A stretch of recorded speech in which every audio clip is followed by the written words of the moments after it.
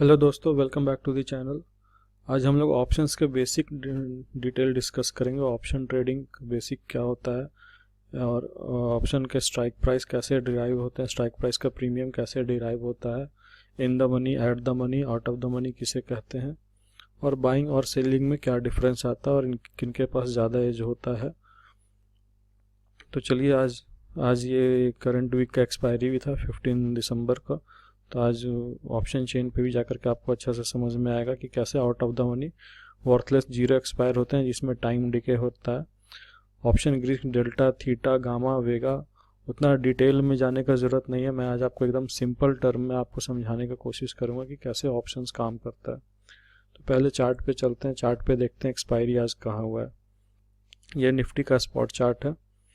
Spot chart 18400 के आसपास expiry हुआ है आज। तो 18400 का नीचे के जितने पुट होंगे वो सारे वर्थलेस जीरो एक्सपायर हुए होंगे, और 18400 के ऊपर के कॉल जितने होंगे वो सारे वर्थलेस एक्सपायर होंगे। मतलब 18500, 600, 700 का स्ट्राइक प्राइस का कॉल ऑप्शन जीरो हुए होंगे, और 18400 के नीचे का 18350, 18300, 18200 का पुट सारे वो जीरो पे एक्सपायरी हुए होंगे। और नेक्स्ट वीक भी अगर इसी बीच एक्सपायरी रह गया या जहाँ भी एक्सपायरी रहता है, आउट ऑफ द मनी को जीरो ही एक्सपायर होना है, क्योंकि उसमें सिर्फ टाइम डिके रहता है, थीटा वैल्यू रहता है उसमें, जिसे इंट्रिंसिक वैल्यू बोलते हैं, जो एक्सपायरी के नज़दीक आने से वो डिके होता जाता है और वो जीरो पे ही एक्सपायर होता है। तो चलिए आपको ऑप्शन चेन पे चल के ज़्यादा अच्छा समझ में। अच्छा, यहाँ इस ट्रेड में अगर अगर यहाँ से ट्रेड लेना है, जैसे कि ये देखिए वापस सपोर्ट पे आता दिख रहा है ये ग्राफ, तो यहाँ पे दो चीज़ हो सकता है। कैसे यहाँ पे आप ऑप्शन को ट्रेड कर सकते हैं चार्ट को देखते हुए। पहली बात तो कोई भी प्रो ट्रेडर यहाँ पे तुरंत से ट्रेड लेगा नहीं, कि प्राइस एक्शन कंफर्म नहीं हुआ, अभी भी सपोर्ट पे, सपोर्ट को ब्रेक करके नीचे की ओर प्राइस एक्शन दिखाता है, तो आप यहाँ पे bearish trade, pro trader bearish trade लेंगे यहाँ पर। तो दो ऑप्शन उसमें हो सकता है, या तो आप पुट को बाय कीजिएगा, क्योंकि जैसे ही प्राइस नीचे जाएगा तो ये सारे स्ट्राइक प्राइस का पुट का वैल्यू बढ़ता जाएगा, वो इन द मनी होता जाएंगे, एट द मनी होकर के इन द मनी होते जाएंगे।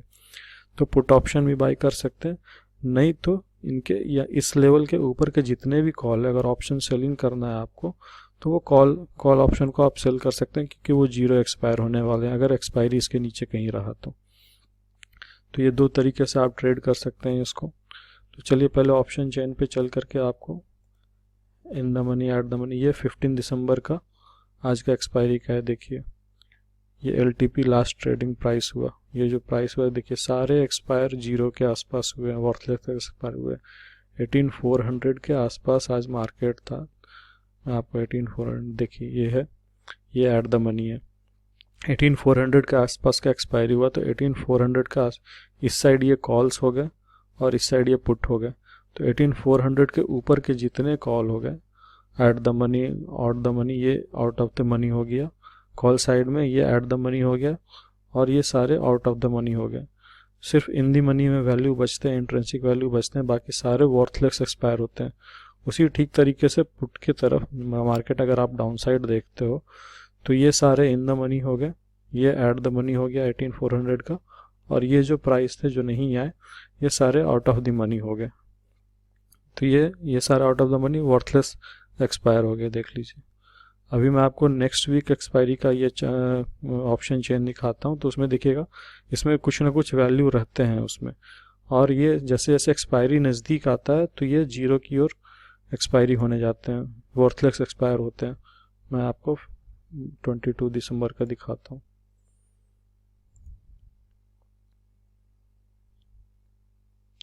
ये 22 दिसंबर का ऑप्शन चेन आ गया हमारे पास। ये NSE का ऑफिशियल वेबसाइट पे हम लोग ऑप्शन चेन देख रहे हैं। देखिए 18400 का ATM का भी प्राइस अभी 112 रुपीज़ है। फिर 18350, 18300, जितने दूर का पुट हम लोग जा रहे हैं, आउट ऑफ द मनी जा रहे हैं, ये धीरे धीरे प्रीमियम घट रहे हैं। इनका प्रीमियम डेल्टा, थीटा, गामा, वेगा, जो भी एक ऑप्शन ग्रीक होता है उनसे ये डिराइव होता है। तो जनरली होता क्या कि जितने दूर हम जाते हैं उनका डेल्टा वैल्यू कम रहता है, तो डेल्टा वैल्यू कम रहने से उनका प्राइस का प्रीमियम भी कम रहेगा। और जब आपका अंडरलाइंग प्राइस, जैसे स्पॉट प्राइस जिस हिसाब से मूव करते हैं, उसमें अगर 100 पॉइंट्स का मूवमेंट आता है, और मान लीजिए कि 18200 का डेल्टा वैल्यू 0.5 है, तो इसका मतलब है कि जब आपका ये फ्यूचर का प्राइस 100 पॉइंट्स मूव करेगा तो आपका इस प्रीमियम का प्राइस 50 पॉइंट्स ही मूव करेगा। और ये प्रीमियम सस्ते होने के कारण अमेच्योर ट्रेडर क्या करते हैं, ये सस्ते में परचेज कर लेते हैं ये सोच करके कि कम मार्जिन इसमें लगेगा, इसमें इन्वेस्टमेंट कम लगेगा, तो ये बल्क में वो खरीद लेते हैं। लेकिन ये कम्प्लीटली एक तरह से इनकी प्रोबेबिलिटी बहुत लो रहती है सक्सेस होने की, बहुत ही लो प्रोबेबिलिटी ट्रेड रहता है। लेकिन ये इसमें पैसे ज़्यादा नहीं लगते हैं, ये सस्ते में हो जाते हैं, तो लोग इसी पे बेट करते हैं। ये कंप्लीट लॉटरी सिस्टम जैसा हो गया। अगर आपको ऑप्शन बाइंग करना ही है तो थोड़ा सेफ साइड मार्जिन आपका ज़्यादा लगेगा, लेकिन इन द मनी का वैल्यू ज़्यादा डिके नहीं होता है, इसमें आपको अच्छा खासा मूवमेंट भी रहेगा। अगर इनका इनका डेल्टा 100 के आसपास रहेगा, 80 के आसपास रहेगा, तो नॉर्मल अंडरलाइंग प्राइस अगर 100 पॉइंट्स मूव होता है तो इसमें भी आपको फ्यूचर की तरह 80 टू 100 पॉइंट्स का मूवमेंट आपको दिखेगा, लेकिन इसमें आपको ज़्यादा पैसा लगेगा परचेज करने में। तो यही अपना अपना एडवांटेज डिसएडवांटेज है। तो जितने दूर के प्रीमियम में जाते रहेगा पुट का ये सारा आउट ऑफ द मनी हो गया। देखिए कैसे प्रीमियम कम होते जा रहे हैं, ये सारे प्रीमियम कम होते जा रहे हैं। और इसी तरीके से कॉल साइड में अगर आप दूर जाइएगा तो ये देखिए प्रीमियम कम होते जा रहे हैं। चलिए अभी मैं आपको ऑर्डर बुक पे, जीरोधा के ऑर्डर बुक पे चल के दिखाता हूँ कि इसमें क्या मार्जिन लगता है। मैंने एक डीप इन द मनी, एक एट द मनी और एक आउट ऑफ द मनी और एक far out of the money को स्ट्राइक को यहाँ सिलेक्ट कर रखा है। अभी जैसे 18400 के आसपास निफ्टी है, तो 18200 इन द मनी कॉल हो गया, तो इसलिए इसका प्रीमियम ज़्यादा है 255 के आसपास। अगर इसको बाई करते हैं तो देखिए कितना मार्जिन आपको रिक्वायर्ड होता है। 255 प्रीमियम के हिसाब से 50 लॉट का ये प्राइस रहता है, तो आपको एक लॉट में 12,750 रुपये इन्वेस्टमेंट लगेंगे इसमें। और यही अगर 18400 थोड़ा सा एटीएम जाते हैं जहाँ पे एग्जैक्ट प्राइस है, अभी एट द मनी पे अगर हम लोग जाते हैं तो इसका प्रीमियम 122 के आसपास चल रहा है। इसे बाई करते हैं तो जस्ट हाफ, क्योंकि प्रीमियम भी तो हाफ है। कहाँ 18200 का 255 प्रीमियम था है और 18400 का 122 प्रीमियम है, तो इसमें मार्जिन मनी 6100 के आसपास लगेगा। उसी तरीके से बाकी सब जैसे जैसे प्रीमियम कम होता जाएगा आपका मार्जिन मनी का रिक्वायरमेंट कम होता जाएगा। इसमें देखिए इसमें 2100 ही रुपये लग रहे हैं। तो नॉर्मल जो मैच्योर ट्रेडर जो नए नए आए हैं वो क्या देखते हैं, वो सिर्फ ये देखते हैं, लेकिन ये नहीं देखते हैं कि इनकी प्रोबेबिलिटी कितनी कम है चलने की। कोई ज़रूरी नहीं है कि ये आपको 42 से 55 या 60 या 75 भी जा पाएगा मुश्किल से, लेकिन इनका चांसेस हाई है कि ये 42 से ज़ीरो हो जाए एक्सपायरी पे। और ऑप्शन सेलर ज़्यादातर आउट ऑफ द मनी को ही सेल करते हैं, राइट करते हैं, क्योंकि उनकी प्रोबेबिलिटी हाई रहती है ज़ीरो होने की। यही उनका एज, क्योंकि ऑप्शन के पास हमेशा एक एज है टाइम डिके का। जितना ज़्यादा टाइम मार्केट इसी आसपास में रहेगा या इसके नीचे कहीं ऊपर कहीं रह जाएगा, इसके नीचे नहीं आएगा, इसके ऊपर नहीं जाएगा, तो ये कॉल सारे वर्थलेस एक्सपायर होंगे, ये जीरो एक्सपायर होंगे। अब मार्जिन का रिक्वायरमेंट मैं सेलिंग साइड में भी दिखाता हूँ। अगर इसी को अगर बाई कर रहे थे तो आपको 12000 लग रहा था, लेकिन इसी को जब आप सेल करने जाओगे तो आपका देखिए फुल मार्जिन आपको देना पड़ेगा। यही है ऑप्शन बाइंग और ऑप्शन सेलिंग का डिफरेंस। आपको ऑप्शन बाइंग में तो जितना प्रीमियम है सिर्फ उतना ही देना पड़ रहा है, लेकिन ऑप्शन सेलिंग में आपको कंप्लीट प्रीमियम देना पड़ेगा। कंप्लीट मार्जिन 1,14,682 का आपको मार्जिन मनी लगेगा एक लॉट सेल करने में। मैं आपको इसको ऑप्स्ट्रा पे ज़्यादा अच्छा से समझा दूंगा उसमें क्या प्रोबेबिलिटी वगैरह। ठीक उसी तरीके से पुट में देखिए 186,000 का पुट इन द मनी हो गया, 18400 का एट द मनी हो गया, तो इनका प्रीमियम कम है उससे। 18200 का put out of the money हो गया, तो इसका प्रीमियम और कम गया उससे। 18000 पुट जिसका आने में अभी काफ़ी समय है, तो ये फार आउट द मनी हो गया, तो इसका प्रीमियम उससे भी कम हो गया। तो जैसे जैसे प्रीमियम कम होते जा रहे हैं रिक्वायरमेंट मार्जिन मनी भी कम लगेगा। तो नेचुरल अमेच्योर ट्रेडर हमेशा इस प्रीमियम पे चले जाते हैं कि कम पैसे लग रहे हैं, चलो भाई कम पैसे में ट्रेड हो रहे हैं, इसी को ट्रेड करते हैं। लेकिन वो ये नहीं जानते हैं, ये नहीं उनका आइडिया रहता है कि अगर प्राइस उनके फेवर में मूवमेंट भी करेगा तो भी इसमें कुछ खास मूवमेंट नहीं आएगा। चलिए अभी मैं आपको ऑप्स्ट्रा पे ऑप्शन बाइंग और ऑप्शन सेलिंग का आपको दिखाता हूँ कैसे मार्जिन रिक्वायरमेंट और प्रोबेबिलिटी किसकी हाई रहती है। तो अभी मैं आपको पे ऑफ ग्राफ और पे ऑफ डेटा में अच्छे से समझाता हूँ कि ऑप्शन बाइंग और ऑप्शन सेलिंग में कैसे डिफरेंस आता है। ये जैसे निफ्टी का 18400 के आसपास स्पॉट प्राइस चल रहा है, तो अगर आप वहाँ से बुलिश व्यू देख रहे हो कि वापस प्राइस सपोर्ट लेकर के ऊपर की ओर जा सकता है, तो आप दो तरीके से ऑप्शन ट्रेड कर सकते हो उसमें। या तो आप कॉल बाय करोगे, एज ए ऑप्शन बायर आप कॉल बाय करोगे, तो एज ए ऑप्शन सेलर आप पुट को सेल करोगे, क्योंकि उसके नीचे का जितना भी पुट है वो वर्थलेस एक्सपायर होने वाले हैं।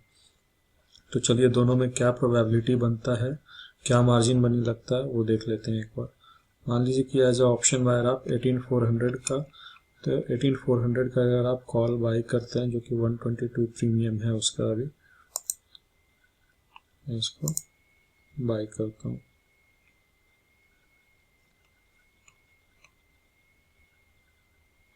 तो ये देखिए इसमें लॉस तो लिमिटेड है, क्योंकि आपका जितना प्रीमियम लगा है ये मैक्स टू मैक्स 0 होगा, तो आपको इसमें लॉस लिमिटेड ही है। 6100 लॉस लिमिटेड है, और मैक्सिमम प्रॉफिट इसमें अनलिमिटेड है, क्योंकि अगर ये आपके फेवर में चलता चला गया तो मैक्सिमम कुछ भी आपको बेनिफिट हो सकता है जहाँ पे भी प्राइस किया। मान लीजिए कि अगर आपने 18800 के आसपास, देखिए 18800 के आसपास अगर चल जाता है, तो इसमें आपको टोटल प्रॉफिट 14982 के आसपास दिखा रहा है, मतलब 14000 के आसपास इसमें प्रॉफिट हुआ है। और जैसे जैसे ये मार्केट आपके साथ फेवर में चलता गया आपके डायरेक्शन में, तो ये बेनिफिट बढ़ सकता है। लेकिन इसकी प्रोबेबिलिटी ऑफ प्रॉफिट देखिए, मेन ट्रैप यहीं पर है, 37%, मतलब 50% भी इवन नहीं है, 50% से भी कम है। उसका कारण क्या है? उसका कारण है थीटा डिके, जिसे टाइम डिके बोलते हैं। मतलब अगर आपने ऑप्शन बाई किया है तो आपके फेवर में मोमेंटम तुरंत से आना चाहिए। मैं आपको वो ग्राफ में समझाऊंगा कैसे होता है, क्या मैं बोलना चाह रहा हूँ। और इसमें देखिए मार्जिन मनी आपका इतना ही लगेगा जितना इसमें आपको लॉस होने का चांस है, मार्जिन मनी आपका उतना ही लगेगा। लेकिन इसी के बदले अगर आप ऑप्शन सेलिंग करते हो, पुट सेल करते हो, इसी बुलिश व्यू पे अगर आप पुट सेल करते हो, क्योंकि पुट का तो अगर आप बुलिश व्यू हो तो उसके नीचे के तो सारे पुट आपको वर्थलेस एक्सपायर करने वाले हैं। तो 18400 का अगर हम पुट सेल करते हैं, ट्रेड सेम ही व्यू पे है, लेकिन हम लोग क्या कर रहे हैं, ऑप्शन बाइंग के बदले ऑप्शन सेलिंग कर रहे हैं। तो उसमें क्या होता है वो दिखा देता हूँ मैं एक बार। 18400 का पुट अगर हम लोग सेल करते हैं तो इसका क्या पे ऑफ ग्राफ बनता है। अब देखिए इसमें मैक्सिमम प्रॉफिट 5600। क्यों? क्योंकि अगर आपने इसको सेल किया तो आपका टारगेट क्या होगा, मैक्स टू मैक्स 0। अगर आप इस पर शॉर्ट व्यू लिए हो, शॉर्ट ट्रेड किए हो, पुट को आपने सेल किया है, तो सेल करने पे क्या है, 112 से जितना नीचे जाएगा आपको बेनिफिट होगा। तो मैक्सिमम कहाँ तक जा सकता है, 0 तक जा सकता है। तो मैक्स टू मैक्स आपको 5600 का प्रॉफिट होगा इसमें। लेकिन प्रोबेबिलिटी ऑफ प्रॉफिट देखिए इसकी 65%। कहाँ वो ऑप्शन बाइंग में आपको 37% दिख रहा था, और कहाँ ये ऑप्शन सेलिंग में आपको प्रोबेबिलिटी 65% प्लस दिख रहा है आपको। लेकिन मार्जिन मनी यहाँ आपको करीब करीब 90,000 के आसपास लगेगा, क्योंकि आपको यहाँ पे फुल मार्जिन देना पड़ेगा, क्योंकि आपको इसमें लॉस अनलिमिटेड हो सकता है ना। अगर आपके अगेंस्ट में मार्केट चलता चला गया, मतलब आपका बुलिश व्यू लिया, मार्केट अगर डाउन साइड चलता चला गया, तो ये पुट का वैल्यू तो बढ़ करके कहीं भी जा सकता है, 150 भी जा सकता है, 160 भी जा सकता है, 200 भी जा सकता है। अगर ये डीप इन द मनी हो गया तो 200 300 तक भी जा सकता है। तो आप इसको सेल किए हो, तो जितना भी पॉइंट्स आपके अगेंस्ट जाएगा ये आपको उतना लॉस होना शुरू हो जाएगा। तो मैक्सिमम लॉस इसमें अनडिफाइन हो गया। तो यही आपके अपने अपने एडवांटेज और डिसएडवांटेज है। लेकिन सबसे बड़ा एडवांटेज ऑप्शन सेलर के पास क्या है, टाइम दिखेगा, थीटा दिखेगा। अगर 18400 के आसपास भी मार्केट होवर करता रह गया या जरा सा भी ऊपर एक्सपायर हो गया, तो ये टोटल प्रीमियम आपको एक्सपायर होकर के मिल जाने हैं, टोटल 0 हो जाना है ये, तो टोटल बेनिफिट आपको मिल जाना है। मैं आपको ग्राफ पे इसको अच्छे से समझाता हूँ। निफ्टी के ग्राफ पे मान लीजिए आप यहाँ से एक बुलिश व्यू लेते हैं, आपको लग रहा है कि मार्केट यहाँ से सपोर्ट लेकर के उठने का चांसेस है। मैं एक बुलिश व्यू पे आपको समझाने का कोशिश करता हूँ कैसे वो चीज़ होता है। मान लीजिए आप यहाँ से एक बुलिश व्यू लेते हैं, मार्केट ऐसे उठ जाएगा यहाँ से, तो आप इस पर 2 ट्रेड ले सकते हो। एज अ ऑप्शन बायर आप क्या करोगे, या तो कॉल ऑप्शन बाय करोगे, at the money call buy करोगे। अमेच्योर ट्रेडर तो आउट द मनी करते हैं क्योंकि इनका प्रीमियम कम रहता है। तो और as a safe option buyer आप deep in the money option buy करो तो ज़्यादा बेहतर है, उसमें डिके ज़्यादा नहीं होगा। तो इसमें क्या है कि ऑप्शन बायर का एक ही साथी है मोमेंटम। अगर आप डायरेक्शन देख रहे हो तो आपको तुरंत में वो डायरेक्शन आएगा, बहुत इंस्टेंट में, तुरंत में ये चीज़ अप जाएगा, तभी आपको बेनिफिट करेगा एज ऑप्शन बायर।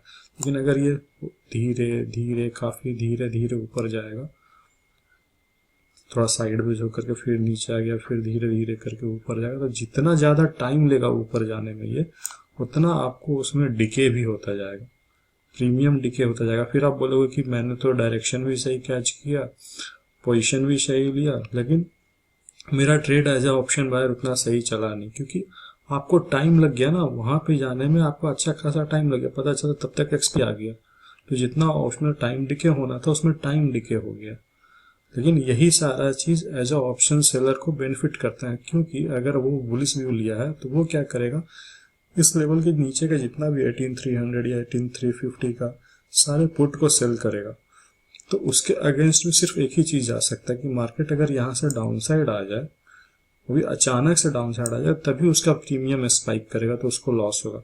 लेकिन बाकी टाइम में मार्केट अप जाए या मार्केट धीरे धीरे अप जाए या मार्केट यहीं पर होवर करता रह जाए, यहीं पर साइडवेज रह जाए, इस सारे तीनों के तीनों व्यू में ऑप्शन सेलर को पैसे मिलने ही मिलने हैं। उनको सिर्फ एक ही कारण में नहीं मिल सकता, अगर मार्केट उनके अगेंस्ट में आ जाए और काफ़ी तेज़ी से आ जाए।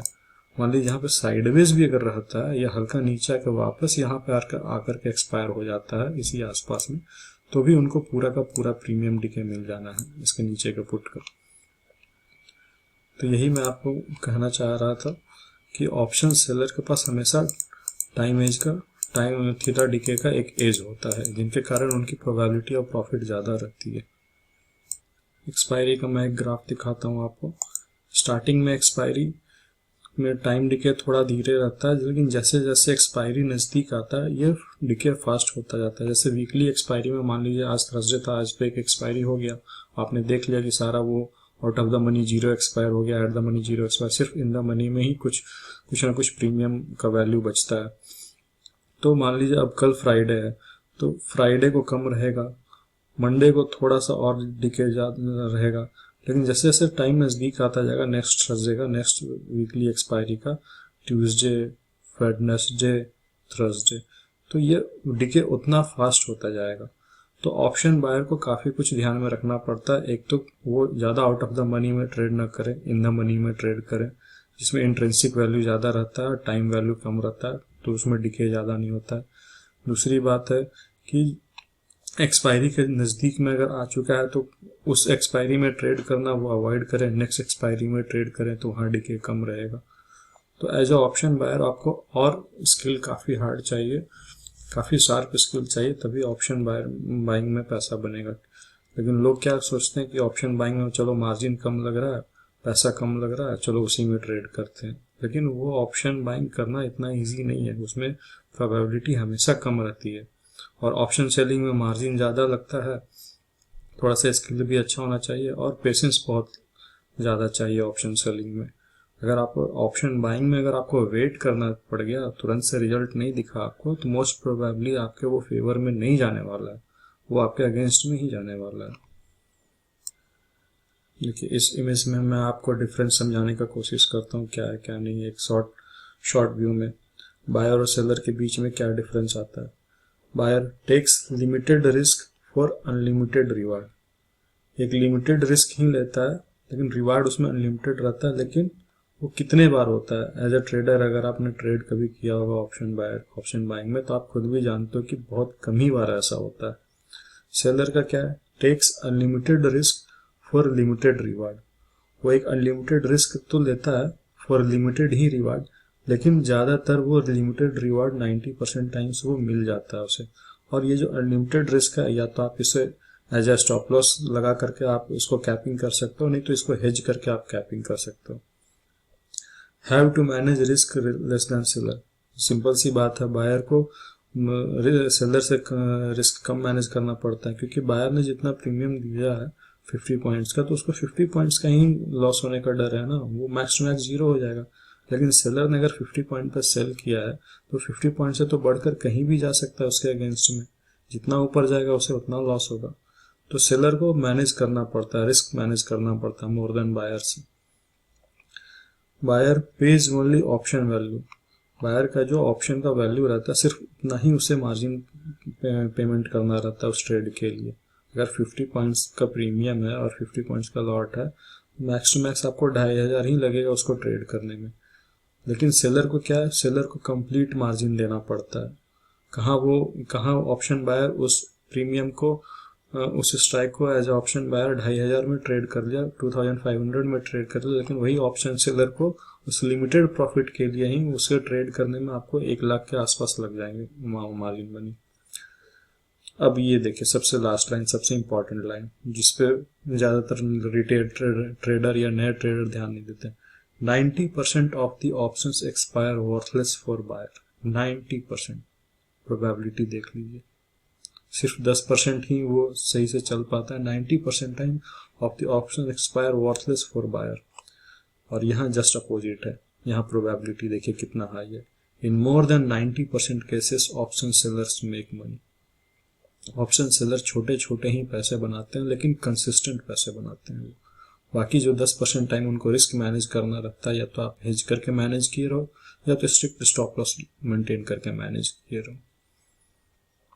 तो ये ध्यान में रखना बहुत ज़रूरी है कि ऑप्शन सेलर को कैपिटल भी ज़्यादा लगता है, रिस्क भी उनका अनलिमिटेड होता है, लेकिन वो रिस्क कैपिंग करते हैं वो एडजस्टमेंट करके या हेज करके या स्टॉप लॉस मेंटेन करके। लेकिन प्रोबेबिलिटी हमेशा सेलर साइड होता है, सिर्फ और सिर्फ थीटा डीके के कारण, क्योंकि एक्सपायरी पे सारे आउट द मनी का वैल्यू 0 एक्सपायर होने वाला, और यही एज सेलर के फेवर में काम करता है और बायर के अगेंस्ट में काम करता है।